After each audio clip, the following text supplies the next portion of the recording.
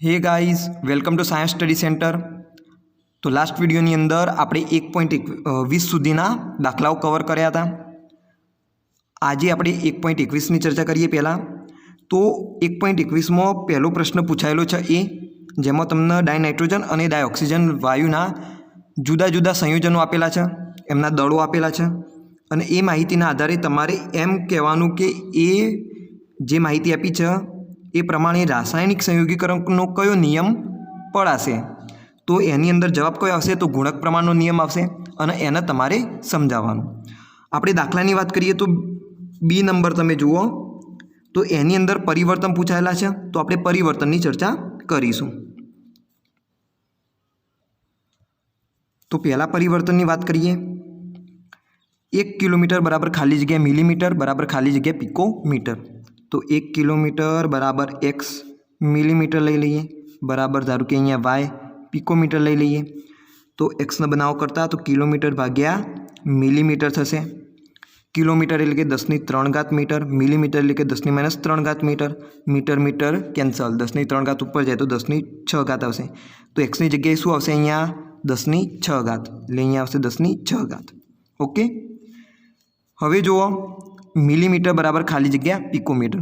तो आनो तमारे शुं जोवानो संबंध जोवानो અને આનું મૂલ્ય આપણને મળી ગયું એક્સનું કેટલું 10⁻⁶ એટલે કે આ પ્રશ્નને તમે સમજો 10⁻⁶ મિલીમીટર બરાબર ખાલી જગ્યા પિકોમીટર છે એમ પૂછેલું છે બરાબર। એટલે 1 મિલીમીટર બરાબર ખાલી જગ્યા પિકોમીટર ના કરી દેતા, આગળ તમને જે પણ મૂલ્ય મળ્યું એ તમારે કન્સિડર કરવાનું। હવે તમે આનું સોલ્યુશન લાવો તો વાયને બનાવો કરતા, શું કરી દો વાયને કરતા બનાવી દો તો શું થશે 10⁻⁶ मिलीमीटर भाग्या पिकोमीटर थी जैसे। जेम अहींया कर्यो तो एक्सना करता बनाया तो एमएम सामे जाए तो किलोमीटर भाग्या एमएम थाय। एवी रीते अहींया शुं थशे वाय सामे जशे तो एमएम भाग्या पिकोमीटर थशे। 10⁻⁶ मिलीमीटर एटले 10⁻³ मीटर अने पिकोमीटर एटले 10⁻12 मीटर, मीटर मीटर कैंसल। अहींया जुओ 10⁻12 छे, ऊपर जाए तो 10⁻12 थशे। तो 10⁻12 અને 6 એટલે કે 10⁻18 ગુણ્યા 10⁻³ तो કેટલો જવાબ આવશે 10⁻18 માંથી 3 જાય તો 15 એટલે કે 10⁻15 તમારો જવાબ આવશે। ઓકે, તો અહીંયા શું હશે 10⁻15। નેક્સ્ટ દાખલો જોઈએ આપણે।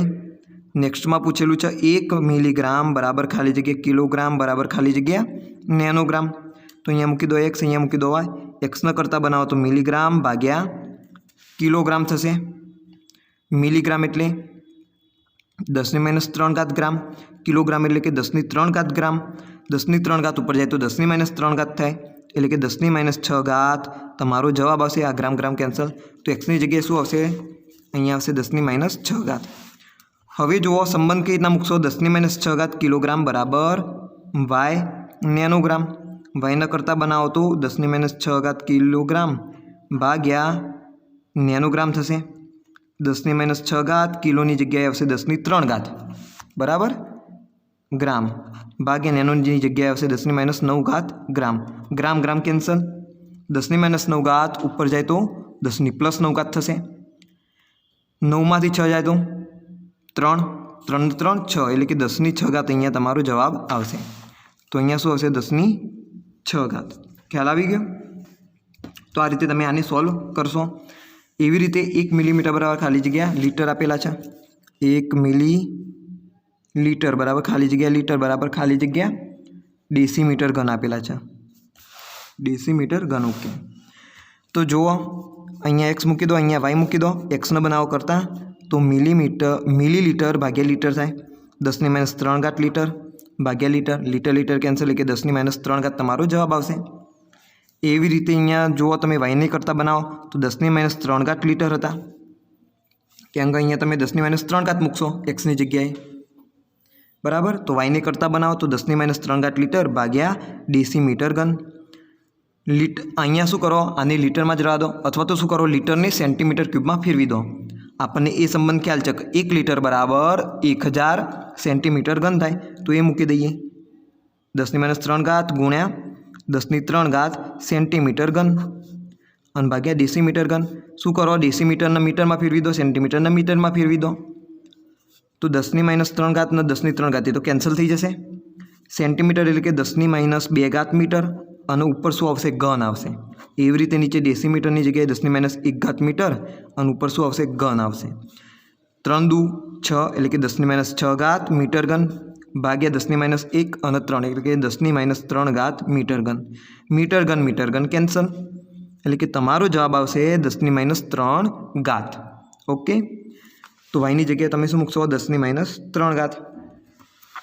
ઓકે, અને તમને એક પણ સંબંધ આ પણ સંબંધ યાદ હોવો જોઈએ કે 1 લીટર બરાબર 1 ડેસીમીટર ઘન થાય। તો તમે ડાયરેક્ટ પણ જવાબ લખી શકતા હો કે 10⁻3 લીટર હોય તો કેટલા, તો 10⁻3 ડેસીમીટર ઘન થાય।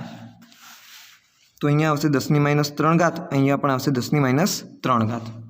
ઓકે, હવે નેક્સ્ટ દાખલો જોઈએ આપણે 1.22। જો પ્રકાશની ઝડપ 3 × 10⁸ મીટર પ્રતિ સેકન્ડ હોય તો 2.00 નેનો સેકન્ડમાં પ્રકાશે કાપેલું અંતર ગણો। હવે જુઓ, આપણને શું પૂછેલું છે, પ્રકાશે કાપેલું અંતર ગણો અને એના માટે આપેલું છે કે એ અંતર કેટલા સમયમાં કાપેલું, એ સમય આપેલો છે। બીજું કે એનો વેગ કેટલો છે એ આપેલું છે। તો તમને વેગનું સૂત્ર આવડવું જોઈએ, વેગ બરાબર અંતર ભાગ્યા સમય। વેગ એટલે કે કાપેલું અંતર અને એ અંતર કાપવા માટે લાગતો સમય। આપણે અહીંયા શું શોધવાનું, કાપેલું અંતર એટલે અંતરને બનાવો કરતા, તો અંતર બરાબર વેગ ગુણ્યા સમય। વેગ કેટલો આપ્યો, 3 × 10⁸ મીટર પ્રતિ સેકન્ડ, 3 × 10⁸ મીટર પ્રતિ સેકન્ડ ગુણ્યા સમય કેટલો આપ્યો, ટી ટાઈમ 2 નેનો સેકન્ડ। હવે જુઓ, આપણે ગણતરી કરીએ તો એકમો કેવા હોવા જોઈએ, સરખા હોવા જોઈએ। અહીંયા મીટર પ્રતિ સેકન્ડ એટલે કે એસઆઈ પદ્ધતિમાં બધા એકમો। તો આને શું ફેરવી દો, નેનો સેકન્ડને સેકન્ડમાં ફેરવી દો, તો 2 × 10⁻9 સેકન્ડ થશે। તો અહીંયા હું લખી દઉં 2 × 10⁻9 સેકન્ડ। ઓકે, આ સેકન્ડ કેન્સલ થશે। 3 દુ 6 × 10⁸ -9 એટલે કે 6 × 10⁻1 મીટર જવાબ આવશે, અથવા તો 0.6 મીટર તમે લખી શકો। આટલું અંતર કાપેલું હોય, જો પ્રકાશની ઝડપ આટલી હોય તો એને આટલા સમય દરમિયાન 0.6 મીટર અંતર કાપેલું હશે। નેક્સ્ટ દાખલો જોઈએ આપણે 1.23। પ્રક્રિયા A + B2 gives AB2માં નીચેના પ્રક્રિયા મિશ્રણોમાં સીમિત પ્રક્રિયક હોય તો ઓળખી બતાવો।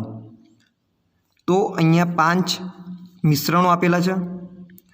હવે આ પ્રક્રિયા મિશ્રણમાં કોઈ જો સીમિત પ્રક્રિયક હોય તો એ આપણે ઓળખવાનો, એટલે કે હોઈ પણ શકે અથવા તો ના પણ હોઈ શકે। તો તમને ખ્યાલ છે કે કેવી રીતે શોધવાનો, તો આપણે કોનો ઉપયોગ કરીશું, જે પ્રક્રિયા હોય એ પ્રક્રિયાની તત્વયુગ્મિતિનો। તો A + B2 gives AB2। તો આનાથી આપણને શું માહિતી મળે એ પહેલાં લખી દઈએ। તો જો મોલ લખું હું તો 1 mall A A 2 mall B સાથે પ્રક્રિયા કરીને 1 મોલ AB2 બનાવશે। ઓકે, હવે આ હું મોલ સુધી સીમિત રાખું। હવે ડાયરેક્ટ આપણે આ પ્રક્રિયા મિશ્રણોની અંદર જ વાત કરી લઈએ। તો પહેલાં પ્રક્રિયા મિશ્રણની જો વાત કરીએ તો એની અંદર કીધેલું છે એના 300 પરમાણુ બીના 200 અણુ સાથે પ્રક્રિયા કરે છે। એટલે કે આ કન્ડિશન આપી જ દીધી છે કે ભાઈ 300 પરમાણુ આપણે લઈશું એના અને 200 અણુ લઈશું બીના। હવે આપણે જોવાનું કે આટલા પરમાણુઓ પૂરેપૂરા વપરાઈ જશે બંને તત્વોના એ અને બીના કે નહીં વપરાય એ આપણે ચેક કરવાનું। જે બંને પ્રક્રિયકો છે એ અને બી એના આ જે લીધેલા પરમાણુઓ અણુઓ છે એ પ્રક્રિયા દરમિયાન પૂરેપૂરા વપરાઈ જશે કે નહીં વપરાય એ આપણે ચેક કરવાનું। એના આધારે આપણને સીમિત પ્રક્રિયક મળી જશે। તો સરખામણી આપણે એને લઈને જ ગણીએ તો તત્વયુગ્મિતિ પરથી કહી શકીએ કે 1 મોલ અથવા તો અહીંયા પરમાણુની વાત કરેલી છે એટલે આપણે પરમાણુના સંદર્ભમાં બોલીશું। એક પરમાણુ એનો એક પરમાણુ સાથે પ્રક્રિયા કરતો બીનો અણુ બરાબર 2 સોરી 1 આવશે, ભૂલ થઈ ગઈ, અહીંયા તો 1 છે તો તત્વયુગ્મિતિ 1 આવે ને। तो एनो एक परमाणु साथे प्रक्रिया करतो बीनो अणु केटलो एक तमे जोई शको एक ए छे अने एक B2 छे। देयरफॉर एना परमाणु केटला आपेला छे 300 परमाणु। देयरफॉर एना 300 परमाणु साथे प्रक्रिया करता बीना अणुओ केटला इज इक्वल टू 300 जशे ऊपर गुण्या 1 भाग्या 1 एटले के 300 अणु बीना जोईए। जो प्रक्रिया पूरेपूरी करावी होय के बंने प्रक्रियको प्रक्रियाना अंते थोड़ा पण प्रमाणमां रही ना जाए बाकी ना रही जाए तो एना 300 परमाणु सामे बीना 300 अणु जोईए। बीना 300 अणु आपेला छे नथी आपेला मात्र 200 अणु ज आपेला छे। एनो मतलब शुं थयो के बी पूरता प्रमाणमां नथी अने जो बी पूरता प्रमाणमां ना होय तो आ प्रक्रियामां बी सीमित प्रक्रियक थशे। बी कोण थशे? सीमित प्रक्रियक थशे अने ए वधारे प्रमाणमां आपेलो छे एटले ए वधारानो प्रक्रियक थशे। एवी रीते आपणे बीजा प्रश्ननी वात करीए 2 मोल ए प्लस 3 मोल बी एटले के ए केटला लीधा 2 मोल लीधा अने बी 3 मोल लीधा। तत्वयुग्मिति उपरथी आपणे शुं खबर पड़े 1 मोल ए 1 मोल B2 साथे प्रक्रिया करे छे।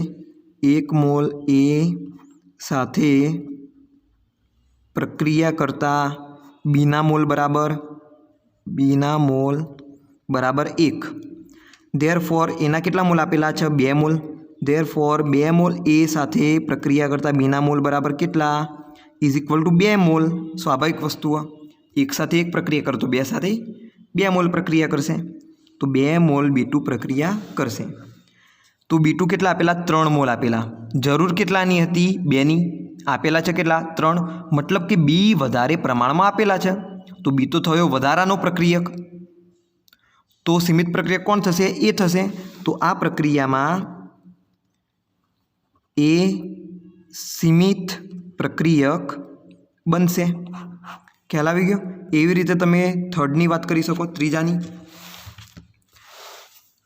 एना 100 परमाणु प्लस बीना 100 अणु। हवे जोईए आ तत्वयुग्मिति आपणे पहेला पण मूकी के जो एक एनो एक परमाणु होय तो सामे बीना केटला परमाणु जोईए तो तत्वयुग्मितिना आधारे तमे कही शको बीना 1 अणु जोईए। बीनो 1 अणु जोईए। देयरफॉर आपणे एना केटला लीधा 100 परमाणु लीधा। देयरफॉर 100 परमाणु सामे केटला बीना अणुओ जोशे बराबर 100 बीना अणुओ जोशे। तो जो बीना केटला अणुओ लीधेला छे? बीना 100 अणुओ लीधेला छे। मतलब कि आ प्रक्रिया दरमियान कोईपण प्रक्रियक वधारानो बचशे नहीं एटले के आनी अंदर सीमित प्रक्रियकनो कॉन्सेप्ट लागशे ज नहीं कारण के अहींया कोई सीमित प्रक्रियक छे नहीं। जेटलो एना ए माटे बी जोईए छे एटलो ज बी आपेलो छे। एक परमाणु सामे एक अणु जोशे तो 100 परमाणु सामे 100 अणु वपराई जशे एटले के अहींया बंने प्रक्रियको एक ज साथे पूरा थई जशे। ख्याल आवी गयो? नेक्स्ट आपणे चर्चा करीए चौथानी 5 मोल ए 2.5 मोल बी साथे प्रक्रिया करे छे। ए 5 मोल आपेला छे बी 2.5 मोल आपेला छे। तो जोईए प्रक्रियाना आधारे 1 मोल ए होय तो 1 मोल B2 जोईशे बराबर ने। अहींया केटला मोल आपेला छे? एना 5 मोल। देयरफॉर बीना केटला मोल जोशे? B2 ना 5 मोल जोईशे। तो आपणे तत्वयुग्मिति लखी दईए 1 मोल ए सामे बीना 1 मोल जोशे बी अणुना। देयरफॉर अहींया ए अणुना केटला मोल आपेला छे? 5 मोल। तो 5 मोल सामे 5 मोल बी अणु जोशे परंतु केटला आपेला छे? बी 2.5 मोल ज आपेला छे। जोईए छे केटला? 5 मोल। तो अहींया शुं थशे? बी ओछा प्रमाणमां आपेला छे एटले बी थशे अहींया सीमित प्रक्रियक। सीमित प्रक्रियक बी थशे। एवी रीते आपणे पांचमानी वात करीए 2.5 मोल ए अने 5 मोल बी। तो आगळ चर्चा करीए आपणे कि 1 मोल એ સાથે 1 મોલ બી જોશે, એટલે કે બી અણુ જોશે. તો 2.5 મોલ એ હોય તો સામે બી પણ કેટલો જોઈએ? 2.5 જ જોઈએ. પણ બી આપેલો છે વધારાનો, તો પ્રક્રિયાના અંતે બી તો પડી રહેશે. 2.5 મોલ જેટલો બી પડી રહેશે, પડી રહે ને. 5 મોલ છે વપરાશે કેટલો? 2.5, એટલે કે 2.5 મોલ બી અણુ પડી રહેશે. તો અહીંયા સીમિત પ્રક્રિયક કોણ થાય? એ થશે. તો 5માની અંદર કોણ આવશે સીમિત પ્રક્રિયક? એ. તો આ રીતે તમે આ દાખલાને સોલ્વ કરશો. નેક્સ્ટ દાખલો જોઈએ 1.24. નીચેના રાસાયણિક સમીકરણ પ્રમાણે ડાયનાઇટ્રોજન અને ડાયહાઇડ્રોજન એકબીજા સાથે પ્રક્રિયા કરી અમોનિયા ઉત્પન્ન કરે છે. N2 gas plus 3H2 gas gives 2NH3 gas. જો 2.00 × 10³ ડાયનાઇટ્રોજન 1.00 × 10³ ગ્રામ ડાયહાઇડ્રોજન સાથે પ્રક્રિયા કરે તો ઉત્પન્ન થતા એમોનિયાનું દળ ગણો. તો આ બંનેનું દળ આપણને આપી દીધેલું છે. ઉત્પન્ન થતા એમોનિયાનું દળ આપણે શોધવાનું છે. બીજું પણ વાંચી લઈએ. બંને પ્રક્રિયકોમાંથી કોઈ પણ પ્રક્રિયા પામ્યા વગર રહેશે? જો હા તો કયો પ્રક્રિયક અને તેનું દળ કેટલું હશે? તો અહીંયા જુઓ, આ પ્રશ્નની અંદર સીમિત પ્રક્રિયકનો કન્સેપ્ટ લાગી પણ શકે, ના પણ લાગી શકે. તો આપણે પહેલાં જોવું પડે કે સીમિત પ્રક્રિયક છે કે નહીં. કેમ? તો કારણ કે અહીંયા બંને પ્રક્રિયકોના દળની વાત કરેલી છે. હવે બંને પ્રક્રિયકોના દળની વાત કરેલી હોય તો આપણે ચેક કરવું પડે કે બંને તત્વયુગ્મિતિ પ્રમાણે જે પ્રમાણમાં સંયોજાવા જોઈએ એ પ્રમાણમાં આપેલા છે કે નહીં. જો ના આપેલા હોય તો કોઈ એક સીમિત પ્રક્રિયક હશે અને કોઈ એક વધારાનો પ્રક્રિયક હશે. અને અહીંયા એમ પણ કીધેલું છે કે જે વધારાનો પ્રક્રિયા દરમિયાન પડી રહે એનું દળ પણ આપણે શોધવાનું છે. ઓકે, તો આ પ્રશ્નને આપણે સોલ્વ કરીએ. તો પહેલાં તો પ્રક્રિયા લખી દઈએ. N2 ગેસ વત્તા 3H2 ગેસ gives 2NH3. તો રકમની અંદર પ્રક્રિયા આપેલી જ છે. તો આના મોલ તમે લખશો તો 1 મોલ N2ના 2 મોલ H2 સાથે પ્રક્રિયા કરશે અને 3 મોલ H2 સાથે પ્રક્રિયા કરશે અને 2 મોલ NH3 વાયુ બનાવશે. તો આ તો આપણને તત્વયુગ્મિતિને ખ્યાલ આવી ગયો. હવે આપેલું છે દળ અને આપણે કમ્પેરિઝન કરવાના છીએ મોલથી. તો આપણે શું કરીએ? આપેલા દળને પહેલાં મોલની અંદર ફેરવી દઈએ, અથવાથી આનાથી તમે ઉલટું પણ કરી શકો. તમે સરખામણી કોનાથી કરો? તત્વયુગ્મિતિમાં દળથી કરો. જેમ કે તમે મોલર દળ પણ લખી શકો. અહીંયા નાઇટ્રોજન કેટલા છે? 2, એટલે કે 14 દુ 28 ગ્રામ. હાઇડ્રોજન કેટલા? 6 ગ્રામ. અને NH3 કેટલા? 2 છે. અને એક NH3 અણુનું દળ કેટલું થાય? 14 ને 3 17, 17 દુ 34 ગ્રામ થશે. એટલે તમે સરખામણી આ રીતે પણ કરી શકો કે 28 ગ્રામ N2 6 ગ્રામ હાઇડ્રોજન વાયુ સાથે પ્રક્રિયા કરશે અને 34 ગ્રામ NH3 વાયુ બનાવશે. તો આપણે શું કામ કરીએ? આ વખતે મોલથી નહીં પરંતુ આ વખતે મોલર દળથી સરખામણી કરીએ તો તમને આનો પણ ખ્યાલ આવી જશે અને આપણો જવાબ પણ ડાયરેક્ટ મળી જશે. કારણ કે આપણે એમોનિયાનું દળ ગણવાનું છે એટલા માટે. તો પહેલાં તો જોવું પડશે કે આપેલા પ્રક્રિયકો પૂરતા પ્રમાણમાં આપેલા છે કે નહીં. તો ગમે તે એકથી સરખામણી કરી દઈએ. અહીંયા હું N2થી સરખામણી કરી દઉં કે 28 ગ્રામ N2 સાથે જરૂરી પ્રક્રિયા કરવા જરૂરી H2 બરાબર કેટલા? 28 ગ્રામ લઈએ તો 6 ગ્રામ હાઇડ્રોજન વાયુ જોઈશે. 6 ગ્રામ. ધેરફોર આપેલા ડાયનાઇટ્રોજન વાયુનું દળ કેટલું છે આપેલું? 2 × 10³ ગ્રામ. ધેરફોર 2 × 10³ ગ્રામ N2 સાથે જરૂરી H2નું દળ કેટલું? 2 × 10³ બરાબર. તો 2 જશે ઉપર અને 28 આવશે નીચે, એટલે કે 2 × 10³ × 6/28. આનું સાદું રૂપ આપો તો 14 દુ 28 થાય. અહીંયા 7 દુ 14 થાય અને 2 તરી 6 થશે, એટલે કે 3/7 કરી દઈએ. ઓકે, 3/7 એટલે કે 0.428 × 10³ થશે. બરાબર. 6 દુ 12/28 તો 0.428 28 ગુણ્યા 10³ ગ્રામ H2 જોઈએ. આટલા ગ્રામ H2 આપણે પ્રક્રિયા દરમિયાન જોશે. કેટલા ગ્રામ H2 આપેલો છે? તો 1 ગુણ્યા 10³ ગ્રામ ડાયહાઇડ્રોજન વાયુ આપેલો છે. જોવો છે કેટલો? 0.4 ગુણ્યા 10³ ગ્રામ. મતલબ કે આપેલો વધારે છે તો અહીંયા H2 થશે વધારાનો પ્રક્રિયક, બરાબર, અને N2 થશે આપણો સીમિત પ્રક્રિયક. તો જે પણ નિપજ બનશે એ સીમિત પ્રક્રિયકના આધારે મળશે. તો હવે આપણે કોનું સરખામણી કરાવીશું? N2ની અને NH3ની સરખામણી કરાવીશું. તો ધ્યાન રાખજો, નિપજ જો મેળવવાની હોય તો તમારે કોની જરૂર પડશે? સીમિત પ્રક્રિયકની જરૂર પડશે. તો 28 ગ્રામ N2 વાયુમાંથી મળતો NH3 વાયુ બરાબર કેટલા ગ્રામ મળે છે? તત્વયુગ મિતિના આધારે 34 ગ્રામ મળશે. 34 ગ્રામ. ધેરફોર કેટલો આપેલો છે N2 વાયુ? આપેલું છે 2 ગુણ્યા 10³ ગ્રામ. તો 2 ગુણ્યા 10³ ગ્રામ N2 વાયુમાંથી મળતો NH3 વાયુ કેટલું? તો 2 ગુણ્યા 10³ ગ્રામ ઉપર જશે, 28 નીચે આવશે, ભાગ્યા 28 ગુણ્યા 34.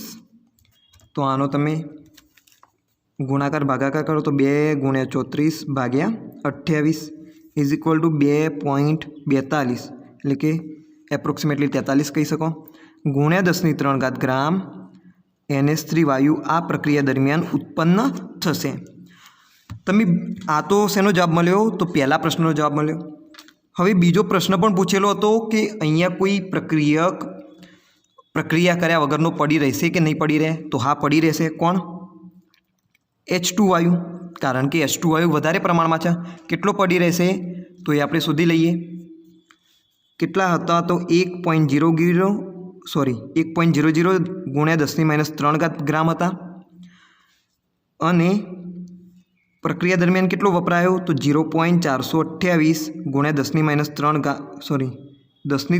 ગ્રામ વપરાયો. અહીંયા 3 ગ્રામ આવશે. આટલો હતો પ્રક્રિયા દરમિયાન, આટલો વપરાયો. તો પડી કેટલો રહ્યો? તો બાદબાકી કરી દો. 1 ગુણ્યા 10³ માઇનસ 0.428 ગુણ્યા 10³ ગ્રામ કરી દો તો કેટલો આવશે? 1 માઇનસ 0.428 ગુણ્યા 10³ ગ્રામ બરાબર 10માંથી 2 8 જાય તો 2, 9માંથી 2 જાય તો 7, 9માંથી 4 જાય તો 5 અને અહીંયા 0.572 ગુણ્યા 10³ ગ્રામ H2 વાયુ આ પ્રક્રિયા દરમિયાન પડી રહેશે. તો 3 પ્રશ્નોના જવાબ મળી ગયા. ઓકે, આનો જવાબ પણ મળી ગયો. NH3 વાયુ કેટલો બનશે? કયો પ્રક્રિયા કોઈપણ પ્રક્રિયા પામ્યા વગર રહેશે? તો હા, H2 વાયુ. અને કેટલા પ્રમાણમાં રહેશે? તો એનું દળ પણ આપણે ગણી લીધું. નેક્સ્ટ દાખલાની વાત કરીએ. 1.25 0.5 મોલ Na2CO3 અને 0.5 મોલર NO2CO3 કેવી રીતે જુદા પડે છે? તો અહીંયા બે પદો આવેલા છે, એક મોલ અને બીજું છે મોલર. તો આ બંને વચ્ચેનો તફાવત જ પૂછેલો છે. તો આ કોઈ દાખલો નથી, પરંતુ આને આપણે ન્યુમેરિકલી સમજી લઈએ. તો આપણે પહેલાં મોલને મોલ જ રહેવા દઈએ. 0.5 મોલ Na2CO3 એમની એમ જ રહેવા દઈએ. આ તરફ આપણે વાત કરીએ મોલારિટીની. મોલર 0.5 મોલરનો મતલબ શું થાય? 0.5 મોલર Na2CO3નો મતલબ 0.5 મોલ Na2CO3 1000 મિલી દ્રાવણમાં હાજર હશે. તો આ આનો શું થશે? મતલબ નીકળશે. તો અહીંયા જુઓ 0.5 મોલ Na2CO3 શું હોય? એક જથ્થો હોય. એ એમના એમ પ્યોર જથ્થો છે, એનો કેવો? શુદ્ધ જથ્થો. જ્યારે 0.5 મોલર Na2CO3 શું હોય? દ્રાવણ છે. અને 0.5 મોલર એ દ્રાવણની સાંદ્રતા થશે. એટલે કે 1000 મિલી દ્રાવણ હશે, એની અંદર 0.5 મોલ Na2CO3 રહેલો હશે. આનું તમે દળ નીકાળો તો કેટલું થાય? Na નું 23 દુ 46 + 12 + 16 તરી 48, એટલે કે 6 અને 4 4 8 ને 2 106 ગ્રામ 106 ગ્રામ ભાગ્યા 2 કરશો તમે તો 0.5 મોલનું દળ મળશે તમને. કેટલું મળશે? 5 અને 53 ગ્રામ મળશે. તો આ Na2CO3નું દળ કેટલું હોય? 53 ગ્રામ હોય. અને આનો મતલબ શું થાય કે ભાઈ 53 ગ્રામ Na2CO3 1000 મિલી દ્રાવણમાં હાજર હશે. તો આ ફક્ત પદોનો શું હતો? તફાવત જ હતો કે મોલ શું અને મોલાર શું. તો મોલર એ સાંદ્રતા દર્શાવવા માટેનું એક પદ છે, મોલારિટી. જ્યારે મોલ શું પદાર્થનો જથ્થો દર્શાવશે, એની સંખ્યા દર્શાવશે. તો આ કોઈ દાખલો નહોતો. હવે વાત કરીએ આપણે 1.26ની.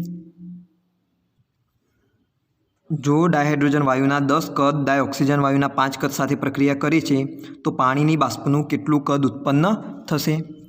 તો આપણે સમજવા માટે પ્રક્રિયા લખી દઈએ.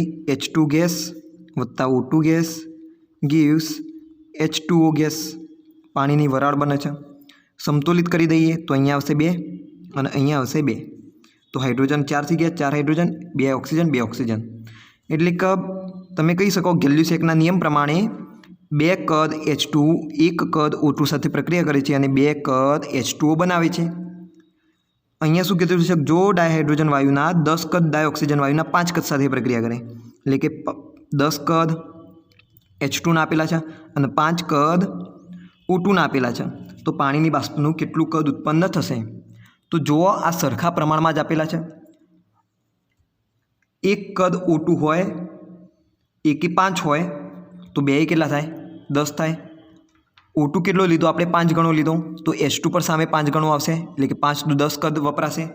તો 10 કદ સામે 5 કદ વપરાઈ જશે અને કેટલા કદ બનાવશે? તો 10 કદ H2O બનાવશે.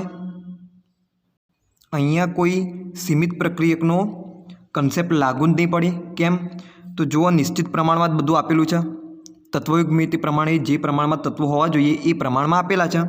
કે 2 કદ H2 હોય તો 1 કદ O2 જોશે.